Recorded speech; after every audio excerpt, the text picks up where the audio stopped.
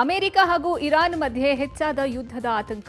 Iran ಸರ್ವಾಧಿಕಾರಿ Khamenei ವಿರುದ್ಧ ಬೀದಿಗಿಳಿದ ಜನ. ಬಂಗಾಳ ಸಿಎಂ ಮಮತಾ ಬ್ಯಾನರ್ಜಿಗೆ ಸುಪ್ರೀಂ ನೋಟಿಸ್. ಬಾಂಗ್ಲಾ ವಲಸಿಗರಿದ್ದ ಜಾಗದಲ್ಲಿ ಸಿಲಿಂಡರ್ ಸ್ಫೋಟ. ವಾಲ್ಮೀಕಿ ಭವನ ನಿರ್ಮಾಣದ ವಿಚಾರವಾಗಿ ಎರಡು ಸಮುದಾಯಗಳ ನಡುವೆ ಘರ್ಷಣೆ. ಪ್ರಧಾನಿ ಮೋದಿಗೆ ಪತ್ರ ಬರೆದಿದ್ದು ಯಾಕೆ ಸಿಎಂ ಸಿದ್ದರಾಮಯ್ಯ? ಇನ್ನು ಹಾಸ್ಟೆಲ್ನಲ್ಲಿ ನೇಣು ಬಿಗಿದ ಸ್ಥಿತಿಯಲ್ಲಿ ಇಬ್ಬರು ಹುಡುಗಿಯರ ಶವ ಪತ್ತೆ. ಈ ಎಲ್ಲ ಸುದ್ದಿಗಳನ್ನ ನೋಡ್ತಾ ಹೋಗೋಣ ಕರ್ನಾಟಕ ಟಾಪ್ 20ಯಲ್ಲಿ. ಹಾಸನ ನಗರದ ವಿದ್ಯಾನಗರದ ನಿವೇಶನ ವ್ಯಾಜ್ಯ ಪ್ರಕರಣದಲ್ಲಿ ನಟ ಯಶ್ ತಾಯಿ ಪುಷ್ಪಾಗೆ ಹಿನ್ನಡೆಯಾಗಿದೆ. ಸೈಟ್ ಒತ್ತುವರಿ ಆರೋಪದ ಅಡಿಯಲ್ಲಿ ಕೋರ್ಟ್ ಆದೇಶಕ್ಕೆ ತಡೆ ಕೊಡೋದಕ್ಕೆ ಹಾಸನದ 4ನೇ ಹೆಚ್ಚುವರಿ ಜೆಎಂಎಫ್ಸಿ ಕೋರ್ಟ್ ತಿರಸ್ಕರಿಸಿದೆ. ವಿದ್ಯಾನಗರದ ಪುಷ್ಪಾ ಮನೆ ಸಮೀಪದ ಸೈಟ್ ತಮ್ಮದು ಅಂತ ದೇವರಾಜ್ ಕೋರ್ಟ್ ಮೆಟ್ಲೇರಿದ್ರು. ಮೈಸೂರಿನ ಲಕ್ಷ್ಮಮ್ಮ ಪರವಾಗಿ ಜಿಪಿಎ ಪಡೆದು ದೇವರಾಜ್ ಕೇಸ್ ದಾಖಲಿಸಿದ್ರು. ಈ ಪ್ರಕರಣದಲ್ಲಿ ವಿಚಾರಣೆ ನಡೆಸಿದ ಕೋರ್ಟ್ ಶಾಂತಿಯುತ ಸ್ವಾಧೀನಕ್ಕೆ ಯಾರೂ ಅಡ್ಡಿಯಾಗದಂತೆ ಆದೇಶವನ್ನು ಕೊಟ್ಟಿತ್ತು. ಕೋರ್ಟ್ ಆದೇಶದ ಬಳಿಕ ಜನವರಿ 4ನೇ ತಾರೀಕು ಸೈಟ್ಗೆ ಹಾಕಲಾಗಿದ್ದ ಕಾಂಪೌಂಡ್ ಅನ್ನು ದೇವರಾಜು ತೆರವು ಮಾಡಿದ್ರು. 6 ವರ್ಷಗಳ ಹಿಂದೆ ತಮ್ಮ ಮನೆ ಪಕ್ಕದ ನಿವೇಶನ ಖರೀದಿ ಮಾಡಿದ ಯಶ್ ತಾಯಿ ಪುಷ್ಪಾ ತಮ್ಮ ನಿವೇಶನ ಒತ್ತುವರಿ ಮಾಡಿದ್ರು ಅನ್ನೋ ಆರೋಪ ಇತ್ತು. ಈ ಬಗ್ಗೆ ಪ್ರತ್ಯೇಕವಾಗಿ 2 ಕೇಸ್ ದಾಖಲಿಸಿ ಸ್ಟೇ ತರೋದಕ್ಕೆ ಪುಷ್ಪಾ ಹಾಗೂ ನಟರಾಜ್ ಕೋರಿದ್ರು. 2 ಪ್ರಕರಣದಲ್ಲಿ ಅರ್ಜಿದಾರರ ಮನವಿಯನ್ನ ಕೋರ್ಟ್ ತಿರಸ್ಕರಿಸಿದೆ. ಜನವರಿ 31ನೇ ತಾರೀಕು ಕೋರ್ಟ್ಗೆ ಹಾಜರಾಗೋಕೆ ದೇವರಾಜುಗೆ ನೋಟಿಸ್ ಜಾರಿಗೊಳಿಸಲಾಗಿದೆ. ಪ್ರಿಯಕರ ತನ್ನ ಪ್ರಿಯತಮೆಗೆ ಚಾಕು ಇರಿದು ಬರ್ಬರ ಹತ್ಯೆ ಮಾಡಿರುವ ಘಟನೆ ಕೋಲಾರ ಹೊರವಲಯದ ಬಂಗಾರಪೇಟೆಯ ಜಿಗ್ಜಾಗ್ ರಸ್ತೆಯಲ್ಲಿ ನಡೆದಿದೆ. ಬಂಗಾರಪೇಟೆ ತಾಲೂಕು ಕತ್ತಹಳ್ಳಿ ಗ್ರಾಮದ 27 ವರ್ಷದ ಸುಜಾತ ಕೊಲೆಯಾಗಿದ್ದಾಳೆ. ಹೊಸಕೋಟೆ ಇಂಡಸ್ ಬ್ಯಾಂಕ್ನಲ್ಲಿ ಕೆಲಸ ಮಾಡುತ್ತಿದ್ದ ಬಂಗಾರಪೇಟೆ ತಾಲೂಕಿನ ಪರಿಚಯಸ್ಥ ಯಳಬುರ್ಗಿ ಗ್ರಾಮದ ಚಿರಂಜೀವಿ ಎಂಬಾತ ಹಣಕಾಸಿನ ವಿಚಾರಕ್ಕೆ ಕೊಲೆ ಮಾಡಲಾಗಿದೆ ಎನ್ನಲಾಗಿದೆ. ಚಾಕುವಿನಿಂದ ಇರಿದು ಕೊಲೆ ಮಾಡಿರುವಂತಹ ಪಾಗಲ್ ಪ್ರೇಮಿಯ ಕೃತ್ಯವನ್ನ ಕಂಡಂತಹ ಸ್ಥಳೀಯರು ಹಿಡಿದು ಹಿಗ್ಗಾಮುಗ್ಗಾ ಥಳಿಸಿದ್ದಾರೆ. ಕತ್ತಿಹಳ್ಳಿಯಿಂದ ನರಸಾಪುರ ಕೈಗಾರಿಕಾ ಪ್ರದೇಶಕ್ಕೆ ಕೆಲಸಕ್ಕೆ ಹೊರಟಿದ್ದ ಯುವತಿಯನ್ನ ಅಡ್ಡಗಟ್ಟಿ ಕೊಲೆ ಮಾಡಿದ್ದಾನೆ. ಇಬ್ಬರಿಗೂ ಮದುವೆಯಾಗಿ ಮಕ್ಕಳಿದ್ದಾರೆ. ಆದರೂ ಕೂಡ ಕಳೆದ ಕೆಲವು ದಿನಗಳಿಂದ ಚಿರಂಜೀವಿ ಸುಜಾತಳನ್ನ ಮದುವೆಯಾಗುವಂತೆ ಬಲವಂತ ಮಾಡುತ್ತಿದ್ದ. ಆದರೆ ಸುಜಾತ ಒಪ್ಪಿರಲಿಲ್ಲ ಎನ್ನಲಾಗಿದೆ. ಅಲ್ಲದೆ ಕಳೆದ ರಾತ್ರಿ ಸಹ ಸುಜಾತ ಗ್ರಾಮಕ್ಕೆ ತೆರಳಿ ವೀಕ್ಷಣೆ ಮಾಡಿ ಇಂದು ಮುಂಜಾನೆ ಉದ್ದೇಶಪೂರ್ವಕವಾಗಿಯೇ ಚಾಕುವಿನಿಂದ ಇರಿದು ಕೊಲೆ ಮಾಡಿದ್ದಾನೆ. ಕೊಲೆ ಮಾಡಿದ್ದನ್ನ ಕಂಡ ಸ್ಥಳೀಯರು ಆರೋಪಿಯನ್ನ ಹಿಡಿದು ಥಳಿಸಿ ಬಟ್ಟೆ ಬಿಚ್ಚಿಸಿ ಪೊಲೀಸರಿಗೆ ಒಪ್ಪಿಸಿದ್ದಾರೆ. ಕೋಲಾರ ನಗರ ಪೊಲೀಸರು ಆರೋಪಿಯನ್ನ ಬಂಧಿಸಿ ಪ್ರಕರಣ ದಾಖಲು ಮಾಡಿಕೊಂಡು ತನಿಖೆಯನ್ನ ಕೈಗೊಂಡಿದ್ದಾರೆ. ಅಮೆರಿಕ ಹಾಗೂ ಇರಾನ್ ಮಧ್ಯೆ ಯುದ್ಧದ ಆತಂಕ ಹೆಚ್ಚಾಗಿದೆ. ಅಮೆರಿಕ ದಾಳಿ ನಡೆಸುವ ಸಾಧ್ಯತೆ ಇರೋದ್ರಿಂದ ಇರಾನ್ ತನ್ನ ವಾಯು ಪ್ರದೇಶವನ್ನ ಮುಚ್ಚಿದೆ. ಅಮೆರಿಕ ಯಾವುದೇ ಮಿಲಿಟರಿ ಕ್ರಮ ಕೈಗೊಂಡ್ರೆ ಇರಾನ್ ನೆರೆಯ ದೇಶಗಳಲ್ಲಿರುವ ಅಮೆರಿಕದ ನೆಲೆಗಳ ಮೇಲೆ ದಾಳಿ ಮಾಡುತ್ತೆ ಅಂತ ಇರಾನ್ ಎಚ್ಚರಿಕೆಯನ್ನ ಕೊಟ್ಟಿದೆ. ಮುಂದಿನ 24 ಗಂಟೆಗಳಲ್ಲಿ ಅಮೆರಿಕ ಮಿಲಿಟರಿ ದಾಳಿ ನಡೆಸಬಹುದು ಅಂತ ಊಹಿಸಲಾಗಿದೆ. ಇನ್ನು ಇರಾನ್ನಲ್ಲಿ ಜನರ ಹತ್ಯೆಗಳು ನಿಲ್ಲುತ್ತಿವೆ. ಪ್ರತಿಭಟನಾಕಾರನ ಗಲ್ಲಿಗೇರಿಸುವ ಯಾವುದೇ ಯೋಜನೆಗಳಿಲ್ಲ ಅಂತ ಅಮೆರಿಕ ಅಧ್ಯಕ್ಷ ಡೊನಾಲ್ಡ್ ಟ್ರಂಪ್ ಹೇಳಿದ್ದಾರೆ. ಇರಾನ್ನಲ್ಲಿ ಹತ್ಯೆಗಳು ನಿಲ್ಲುತ್ತಿವೆ ಅಂತ ನಮಗೆ ತಿಳಿದು ಬಂದಿದೆ. ಮರಣದಂಡನೆ ವಿಧಿಸುವುದಿಲ್ಲ ಅಂತ ನಮಗೆ ಗೊತ್ತಾಗಿರೋದಾಗಿ ಟ್ರಂಪ್ ಹೇಳಿದ್ದಾರೆ. ಈ ಮಧ್ಯೆ ದೇಶದ ಸುರಕ್ಷತೆಯ ದೃಷ್ಟಿಯಿಂದ ಗ್ರೀನ್ಲ್ಯಾಂಡ್ ಮೇಲೆ ಕಣ್ಣಿಟ್ಟಿರೋ ಅಮೆರಿಕ ಅಗತ್ಯ ಬಿದ್ದರೆ ಖರೀದಿಗೂ ಆಲೋಚನೆ ಮಾಡಿದೆ. ಇರಾನ್ನ ವಾಯು ಪ್ರದೇಶ ಬಂದ್ ಆಗಿದ್ರಿಂದ ಭಾರತದ ನಾಗರಿಕ ವಿಮಾನಗಳಿಗೆ ತೊಂದರೆ ಆಗಿದೆ. ಪರ್ಯಾಯ ಮಾರ್ಗವನ್ನ ಬಳಸುತ್ತಿರುವುದಾಗಿ ಏರ್ ಇಂಡಿಯಾ ತಿಳಿಸಿದೆ. ಇರಾನ್ನ ಸರ್ವಾಧಿಕಾರಿ ಅಯತುಲ್ಲಾ ಅಲಿ ಖಮೇನಿ ವಿರುದ್ಧ ಜನರು ಬೀದಿಗಿಳಿದಿದ್ದಾರೆ. ಈ ಪ್ರತಿಭಟನೆಯಲ್ಲಿ ಇದುವರೆಗೂ 3428ಕ್ಕೂ ಹೆಚ್ಚು ನಾಗರಿಕರು ಜೀವ ಬಿಟ್ಟಿದ್ದಾರೆ. 15,000ಕ್ಕೂ ಅಧಿಕ ಮಂದಿಯನ್ನ ಬಂಧಿಸಲಾಗಿದೆ. ಜನವರಿ 8ರಿಂದ 12ರವರೆಗೆ ನಡೆದ ಪ್ರತಿಭಟನೆಯಲ್ಲಿ ಕನಿಷ್ಠ 2571 ಮಂದಿ ಮೃತಪಟ್ಟಿದ್ದಾರೆ ಅಂತ ಅಮೆರಿಕ ಮೂಲದ human rights activist news agency ವರದಿ ಮಾಡಿದೆ. ಇರಾನ್ನ ಸರ್ಕಾರಿ ಟಿವಿ ಹಲವು ಮಂದಿ ಹುತಾತ್ಮರಾಗಿದ್ದಾರೆ ಅಂತ ಒಪ್ಪಿಕೊಂಡಿದ್ದರೂ ನಿಖರ ಸಂಖ್ಯೆಯನ್ನ ತಿಳಿಸಿಲ್ಲ. ಇರಾನ್ನಲ್ಲಿ ಪ್ರತಿಭಟನಾಕಾರರ ಮೇಲೆ ದಾಳಿ ನಡೆಸಬಾರದು, ಹತ್ಯೆ ನಡೆಸಬಾರದು, ಗಲ್ಲು ಶಿಕ್ಷೆಯನ್ನ ನೀಡಬಾರದು. ಒಂದು ವೇಳೆ ಪ್ರತಿಭಟನಾಕಾರರ ಮೇಲೆ ಬಲಪ್ರಯೋಗ ಮಾಡಿದರೆ ಅಮೆರಿಕ ಮಧ್ಯಪ್ರವೇಶ ಮಾಡಲಿದೆ ಅಂತ ಡೊನಾಲ್ಡ್ ಟ್ರಂಪ್ ಎಚ್ಚರಿಕೆ ನೀಡಿದ್ರು. ಈ ಬೆದರಿಕೆಯ ಬೆನ್ನಲ್ಲೇ ಇರಾನ್ ಸರ್ಕಾರ ಪ್ರತಿಭಟನಾಕಾರರ ವಿರುದ್ಧ ತ್ವರಿತ ವಿಚಾರಣೆ ಮತ್ತು ಮರಣದಂಡನೆಗೆ ಬ್ರೇಕ್ ಹಾಕಿದೆ.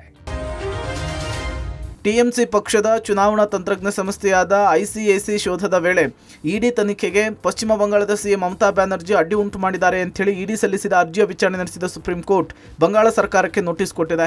2 ವಾರಗಳಲ್ಲಿ ನೋಟಿಸ್ಗೆ ಉತ್ತರ ನೀಡುವಂತೆ ಸುಪ್ರೀಂ ಕೋರ್ಟ್ ಸೂಚಿಸಿದೆ. ಇಡಿ ದಾಳಿಯ ವೇಳೆ ಕರ್ತವ್ಯಕ್ಕೆ ಅಡ್ಡಿಪಡಿಸಿದ್ದು ಅತ್ಯಂತ ಗಂಭೀರವಾದ ಸಂಗತಿಯಾಗಿದೆ ಅಂತೇಳಿ ಸುಪ್ರೀಂ ಕೋರ್ಟ್ ಬೇಸರ ವ್ಯಕ್ತಪಡಿಸಿದೆ. 4 ಇಡಿ ಅಧಿಕಾರಿಗಳ ವಿರುದ್ಧದ ಎಫ್ಐಆರ್ಗೂ ಕೂಡ ಸುಪ್ರೀಂ ಕೋರ್ಟ್ ತಡೆ ಕೊಟ್ಟಿದೆ. ಇಡಿ ದಾಳಿಯ ವೇಳೆಯೇ ಸಿಸಿಟಿವಿ ಸಾಕ್ಷ್ಯವನ್ನು ಕಾಪಾಡುವಂತೆಯೂ ಕೂಡ ಸುಪ್ರೀಂ ಕೋರ್ಟ್ ತಿಳಿಸಿದೆ. ಅಕ್ರಮ ಬಾಂಗ್ಲಾ ವಲಸಿಗರು ನೆಲೆಸಿದ್ದ ಶೆಡ್ಗಳಲ್ಲಿ ಸಿಲಿಂಡರ್ ಸ್ಫೋಟಗೊಂಡು 5 ಎಕರೆಯಲ್ಲಿ ನಿರ್ಮಿಸಿದ್ದ ಶೆಡ್ಗಳೆಲ್ಲವೂ ಕೂಡ ಹೊತ್ತಿ ಉರಿದಿರುವ ಘಟನೆ ಬೆಂಗಳೂರಿನ ಕೂಗಳತೆಯ ದೂರದಲ್ಲಿರುವ ಬೇಗೂರಿನ ಎಳೇನಹಳ್ಳಿಯಲ್ಲಿ ನಡೆದಿದೆ. ತಡರಾತ್ರಿ ಗಾಢ ನಿದ್ರೆಗೆ ಜಾರಿದ್ದ ಸಮಯದಲ್ಲಿ ಇದ್ದಕ್ಕಿದ್ದಂತೆ ಸಿಲಿಂಡರ್ ಸ್ಫೋಟಗೊಂಡಿದೆ. ಮಲಗಿದ್ದ ಜನ ಏನಾಯ್ತು ಅಂತ ಹೊರಗೆ ಬಂದು ನೋಡುವಷ್ಟರಲ್ಲಿ ಅಲ್ಲಿ ಶೇಖರಿಸಿಡಲಾಗಿದ್ದ ಸ್ಕ್ರಾಪ್ಗೆ ಬೆಂಕಿ ತಗುಲಿ ಕ್ಷಣ ಮಾತ್ರದಲ್ಲಿ ಇಡೀ ಪ್ರದೇಶ ಹೊತ್ತಿ ಉರಿದು ಶೆಡ್ಗಳು ಸೇರಿದಂತೆ ಎಲ್ಲವೂ ಕೂಡ ಸುಟ್ಟು ಕರಕಲಾಗಿವೆ. ಇನ್ನು ಈ ಘಟನೆಗೆ ಸಿಲಿಂಡರ್ ಸ್ಫೋಟವೇ ಕಾರಣ ಎನ್ನಲಾಗಿದೆ. 2 ದಿನದ ಹಿಂದೆ ಹಿಂದೂ ಸಂಘಟನೆಗಳ ಕಾರ್ಯಕರ್ತರು ಅಕ್ರಮವಾಗಿ ನೆಲೆಸಿದ್ದ ವಲಸಿಗರನ್ನ ಖಾಲಿ ಮಾಡಿಸಿದ್ರು. ಆದರೆ ನಿನ್ನೆ ರಾತ್ರಿ ಮತ್ತೆ ಶೆಡ್ಗಳನ್ನ ಸೇರಿಕೊಂಡಿದ್ದಾರೆ. ಇನ್ನು ಅಗ್ನಿಶಾಮಕ ದಳ ಸಿಬ್ಬಂದಿ ಬೆಂಕಿ ನಂದಿಸಿದ್ದು ಯಾವುದೇ ಪ್ರಾಣಾಪಾಯವಾಗಿಲ್ಲ. ವಾಲ್ಮೀಕಿ ಭವನ ನಿರ್ಮಾಣ ವಿಚಾರಕ್ಕೆ 2 ಸಮುದಾಯಗಳ ನಡುವೆ ಘರ್ಷಣೆ ನಡೆದಿದೆ. ಬೆಳಗಾವಿ ಜಿಲ್ಲೆಯ ಬೈಲಹೊಂಗಲ ತಾಲೂಕಿನ ದೇಶನೂರ ಗ್ರಾಮದಲ್ಲಿ ಘಟನೆಯಾಗಿದ್ದು, ವಾಲ್ಮೀಕಿ ಭವನ ನಿರ್ಮಾಣ ವಿಚಾರಕ್ಕೆ ಕಲ್ಲು ತೂರಾಟ ಮಾಡಲಾಗಿದೆ.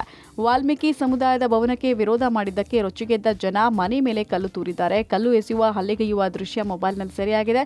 ಕಲ್ಲೆಸೆದು ಶೌಚಾಲಯ, ಮನೆ ಮಾಳಿಗೆ ಧ್ವಂಸ ಮಾಡಿರುವ ಕಿಡಿಗೇಡಿಗಳು ಗ್ರಾಮದ ಸದಾಶಿವ ಭಜಂತ್ರಿ ಎಂಬುವರ ಮನೆ ಮೇಲೆ ಕಲ್ಲು ತೂರಾಟ ನಡೆಸಿದ್ದಾರೆ. ಮನೆಯಲ್ಲಿದ್ದ ವಸ್ತುಗಳೆಲ್ಲ ಚೆಲ್ಲಾಪಿಲ್ಲಿಯಾಗಿದೆ. ಸಂಕ್ರಾಂತಿ ಹಿನ್ನೆಲೆಯಲ್ಲಿ ಮಾದ್ಲಿ ಸೇರಿ ಅಡುಗೆ ಮಾಡ್ತಾ ಇದ್ದ ಕುಟುಂಬದ ಮೇಲೆ ಏಕಾಏಕಿ 106 ಜನರಿಂದ ದಾಳಿ ನಡೆಸಿದ ಆರೋಪ ಕೇಳಿಬಂದಿದೆ. ಮನೆ ಬಾಗಿಲು ಹಾಕಿದ್ರೂ ಒಳಗಡೆ ನುಗ್ಗಿ ಹಲ್ಲೆಗೆ ಯತ್ನಿಸಿದ್ದಾರೆ. ಈ ಘಟನೆಯ ಸಂಪೂರ್ಣ ದೃಶ್ಯವನ್ನ ಕುಟುಂಬ ಸದಸ್ಯರು ಮೊಬೈಲ್ನಲ್ಲಿ ಸೆರೆ ಹಿಡಿದಿದ್ದಾರೆ. ಘಟನೆಯಲ್ಲಿ ಓರ್ವ ವೃದ್ಧೆಗೆ ಗಾಯ ಆಗಿದ್ದು ಬೆಳಗಾವಿ ಜಿಲ್ಲಾಸ್ಪತ್ರೆಗೆ ರವಾನೆ ಮಾಡಲಾಗಿದೆ. ಘಟನಾ ಸ್ಥಳಕ್ಕೆ ಬೆಳಗಾವಿಯ ಎಸ್ಪಿ ಕೆ ರಾಮರಾಜನ್ ಭೇಟಿ ಕೊಟ್ಟು ಪರಿಶೀಲನೆ ನಡೆಸಿದ್ದಾರೆ.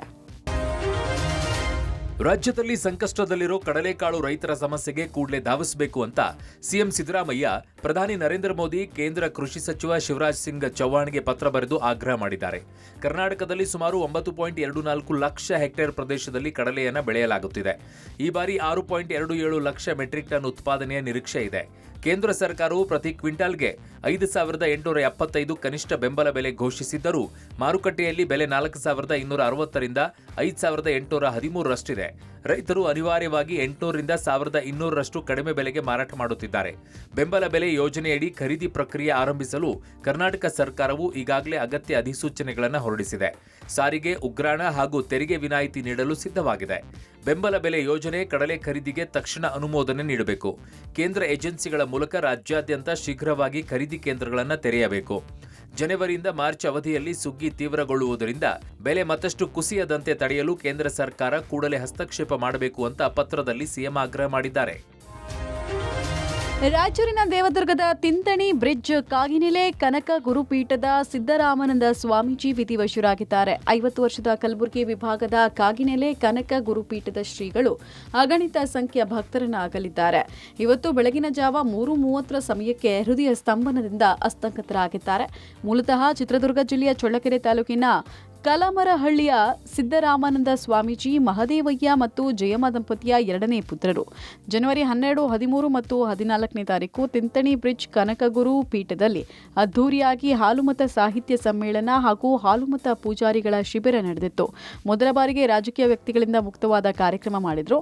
ಕಳೆದ 1 ವಾರದಿಂದ ಸರಿಯಾಗಿ ಊಟ ನಿದ್ದೆ ಮಾಡದೆ ಕಾರ್ಯಕ್ರಮದ ಹಿನ್ನೆಲೆಯಲ್ಲಿ ಓಡಾಡಿದ್ದ ಶ್ರೀಗಳು ನಿನ್ನೆ ಮಧ್ಯರಾತ್ರಿ ಲೋ ಬಿಪಿಯಿಂದ ಅನಾರೋಗ್ಯಕ್ಕೀಡಾಗಿದ್ರು. ಲಿಂಗಸಗೂರು ಖಾಸಗಿ ಆಸ್ಪತ್ರೆಯಲ್ಲಿ ಚಿಕಿತ್ಸೆ ಫಲಕಾರಿಯಾಗದೆ ದೈವಾಧೀನರಾಗಿದ್ದಾರೆ. ತಿಂತಣಿಯ ಕನಕಗುರು ಪೀಠದಲ್ಲಿಯೇ ಸ್ವಾಮೀಜಿ ಅಂತ್ಯಕ್ರಿಯೆ ಹಾಲುಮತದ ಪದ್ಧತಿಯಂತೆ ನಡೆಯಿತು. ಶ್ರೀಗಳ ಅಂತಿಮ ದರ್ಶನಕ್ಕೆ ಹಲವಾರು ಗಣ್ಯರು ಆಗಮಿಸಿದ್ರು.